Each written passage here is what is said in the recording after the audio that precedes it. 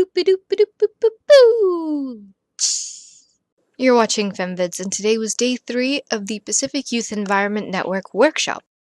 Today was the last day, and it was a lot of hard work for the participants. It meant discussing and refining, and while I mentioned that yesterday, it was all about prioritizing and trying to form a message to tell decision makers really what they wanted to get across. This involved lots of things. It involved looking at the role of tradition and culture and aspects that make up enabling environments, the need to involve young people, because when we talk about sustainability, it's not only about the way that we use the resources around us, but also about the people. One of the participants pointed out that when it comes to the work that they do, they don't necessarily have the choice to not involve older people, but it's just that older people are set in their ways. And it's so hard to find older people who may not necessarily have the best practices and who are willing to listen to ways that they can, farm or fish practically in a way that they're sustaining the environment. But younger people are a little bit more absorbent. They're willing to think outside the box, or they're willing to accept new ideas and new ways of thinking and living and being. So, trying to decide what to tell leaders and decision makers, it wasn't just about the issues, but about the need to involve more young people who are already involved, and possibly young people who aren't but have an interest and want to be involved. Creating that enabling environment and involving young people and taking steps to act where monitoring systems just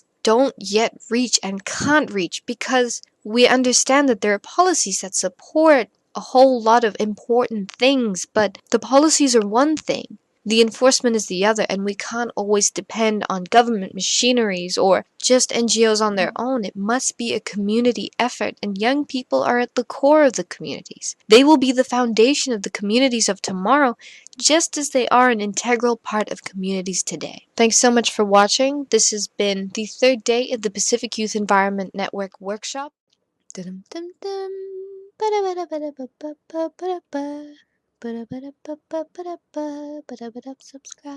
Subscribe. Thank you for watching a FemVid.